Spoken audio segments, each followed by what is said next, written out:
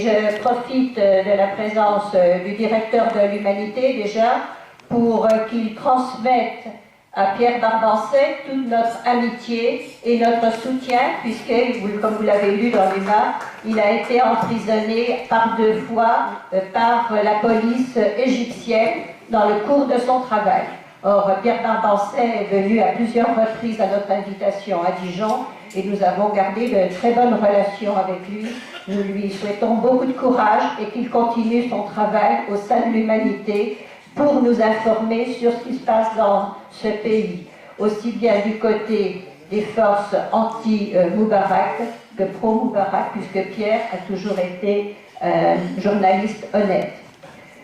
Ce que je voulais aussi dire aujourd'hui, c'est que Patrick est aussi élu au Parlement européen.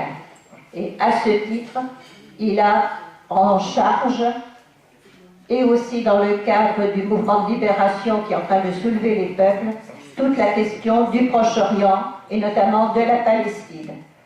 Nous savons qu'il fait beaucoup d'efforts pour que l'accord franco-israélien ne soit appliqué dans son intégralité, et notamment l'article qui dit qu'il ne doit pas y avoir d'échanges commerciaux si les droits de l'homme ne sont pas respectés. Or, nous savons tous qu'ils ne le sont pas, donc nous appuyons fortement Patrick dans les démarches qu'il fait auprès du Parlement, mais aussi sur le terrain par nos actions. Et demain à Dijon, il y aura la camionnette pour le bateau pour Gaza. Or, la camionnette sera à midi au restaurant universitaire Montmusard, à 16h30 place de la Libération et à 17h30 place d'Arcy.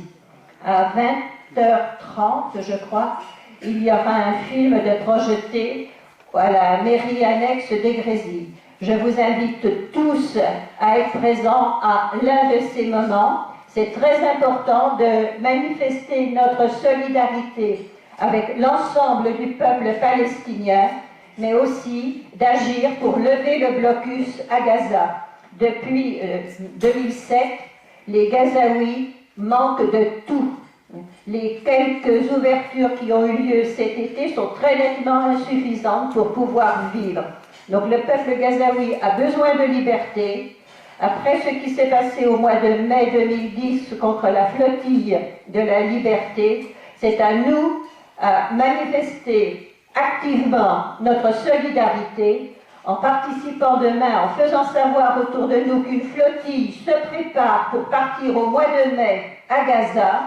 Nous y prenons toute notre place, aussi bien en tant que communistes qu'en tant que pacifistes, et nous sollicitons bien sûr chacun d'entre vous à donner son obol pour la participation, c'est-à-dire l'achat du bateau, d'un équipage, mais aussi de matériel de première nécessité médicale, parce que ce bateau ne partira pas vide.